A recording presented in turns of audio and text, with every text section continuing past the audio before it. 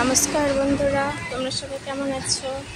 আমি জানি তোমরা সবাই ভালো আছো, আর আমিও খুব ভালো আছি। তো আজকে দেখো লাঞ্চে আমি কী বানাবো। ঝিঙে আলু পোস্ত বানাবো, মুগের ডাল আর ছোট মাছের টক আমড়া দিয়ে আলু দিয়ে বানাবো আলু সিদ্ধকে। দেখো গাছের টাটকা ঝিঙে নিয়ে এসেছি, তো এদিকে ঝিঙে কাটবার জন্য রেখে দিয়েছি। দেখো এখানে ঝিঙে আলু কাটা হয়ে গেছে। এই যে আমি আলু কেটে নিয়েছি, ঝিঙে কেটে নিয়েছি, আর এদিকে দেখো ছোট মাছ ভেজে রেখেছি, আমরা দিয়ে টক বানাবো। আর এদিকে আমি মাছের জন্য মশলা নিয়েছি, গোটা জিরে, গোটা ধনে, 5 ফোড়ন আর একটু সর্ষে। আর এদিকে সবজির জন্য আমি পেঁয়াজটা কেটে রেখেছি।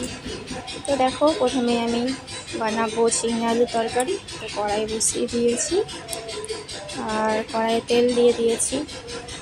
দিয়ে দেবো এবার 5 ফোড়ন। তেলটা গরম হয়ে গেছে। তো দেখো 5 ফোড়ন দেওয়ার পর আমি পেঁয়াজটা দিয়ে দিলাম। একটা ছোট সাইজের পেঁয়াজ আমি কেটে রেখেছিলাম, পেঁয়াজটা দিয়ে দিলাম। পেঁয়াজটা দেওয়ার পর আমি একটু নেড়ে নিচ্ছি ভালো করে। তারপরে এবার আমি আলুটা অ্যাড করে দিচ্ছি পেঁয়াজের সাথে। তো দেখো এদিকে আলুটা দেওয়ার পর আবার আমি ভালো করে নেড়ে নিলাম। আলুটা বেশ লাল লাল করে ভাজা হয়ে গেছে। দিয়ে দিলাম একটু লবণ, একটু হলুদ, আর আমি এখানে আদা, রসুন, জিরে একসাথে আমি পেস্ট করে রেখেছিলাম মশলা। আমি গুঁড়ি মশলা কম ইউজ করি, বেশিরভাগ আমি সব একসাথে বেটে মশলাটা ইউজ করি, সবজির টেস্ট আরও ভালো আসে। তো দেখো মশলাটা দেওয়ার পর আমি আলুটা দিয়ে কষিয়ে নিচ্ছি। দেখো আলুটা কষানো হয়ে গেছে। এবার আমি দিয়ে দিচ্ছি ঝিঙেটা কেটে ধুয়ে রেখেছিলাম। তো ঝিঙেটা আমি দিয়ে দিলাম।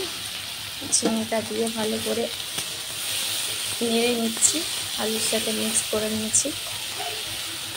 দেখো ঝিঙে থেকে তো জল বেরিয়ে আসছে। টাটকা ঝিঙের তরকারি খুব ভালো লাগবে, তোমরাও এভাবে বানাবে বাড়িতে, দেখবে খুব ভালো লাগবে। তো দেখো ঝিঙেটা তোমার একটু কষিয়ে নিয়ে একটু জল মিশিয়ে দিলাম। জল না দিলে আলুটা সেদ্ধ হবে না, তার জন্য তো আমি ছোটো বাটির 1 বাটি জল দিয়েছি। দিয়ে সবজিটা ঢাকা দিয়ে দিচ্ছি।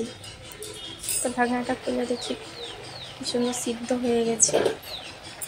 ঝিঙে আলু সব একসাথে সিদ্ধ হয়ে গেছে, আলুটাও সিদ্ধ হয়ে গেছে। তারপর সবজিটা এবার নামিয়ে নিচ্ছে। এবার আমি বানাবো টক আমড়া দিয়ে, ছোট মাছ দিয়ে আলু দিয়ে টক। তো দেখো আমি কড়াইয়ে তেল দিয়ে দিয়েছি, একটু তেল ছিল মাছ ভাজার তেল, ওতেই আর একটু তেল দিয়ে দিলাম 5 ফোড়ন, আর দিয়ে দিচ্ছি আমড়াটা একটু থেতো করে নিয়েছিলাম। এরকমভাবে টক বানালে খেতে খুব ভালো লাগে। তো দেখো আমড়াটা এবার আমি ভালো করে ভেজে নিচ্ছি। আমড়াটা দেখো কি সুন্দর রঙটা চেঞ্জ হয়ে গেছে। এবারে দিয়ে দেবো আমি একটু হলুদ দিয়ে ভালো করে আবারও আমড়াটা আমি নেড়ে নেব। আর আমি যে মশলাটা বেটে রেখেছিলাম, মশলার পেস্টটা এবার আমি আমড়াটার মধ্যে দিয়ে দিচ্ছি। দেখো এখানে মশলাটা আমি দিয়ে দিলাম। মশলাটা দিয়ে ভালো করে এবার কষিয়ে নিচ্ছি। দেখো এদিকে আমার আমড়াটা প্রায় কষানো হয়ে গেছে। এবার আমি একটা আলু কেটে রেখেছিলাম, সেদ্ধ আলুটা দিয়ে দিলাম। আলুটা দিয়ে দেওয়ার পর আবার আমি ভালো করে নেড়ে নিচ্ছি। এবার দিয়ে দেবো লবণ। আমি 1 চামচ লবণ দিয়ে দিয়েছি ছোটো চামচে। দেখো এবার লবণ দেওয়ার পর ভালো করে কষিয়ে এবার আমি জল অ্যাড করে দিলাম। জলটা দিয়ে একবার ভালো করে নেড়ে নেব। এবার টকটা ফুটে গেলে মাছগুলো আমি অ্যাড করে দেবো। তো দেখো এদিকে টকটা ফুটে গেছে, এবার মাছগুলো আমি অ্যাড করে দিচ্ছি। মাছগুলো অ্যাড করে দিলাম। এবার ভালো করে সব একসাথে মিক্স করে নিচ্ছি। একসাথে মিক্স করে নিয়েছি। দেখো টকের কালার কি সুন্দর এসেছে। আর আমি একটা গুঁড়ি মশলাও বানিয়ে রেখেছিলাম, গোটা ধনে জিরে আর 5 ফোড়ন শুকনো কড়াইয়ে ভেজে ওটাকে শুকনো গুঁড়ি করে রেখেছিলাম, ওটাও দিয়ে দিলাম।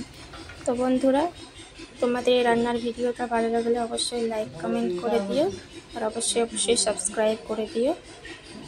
তো আজকের মতো টাটা বাই বাই, সবাই ভালো থেকো, সুস্থ থেকো।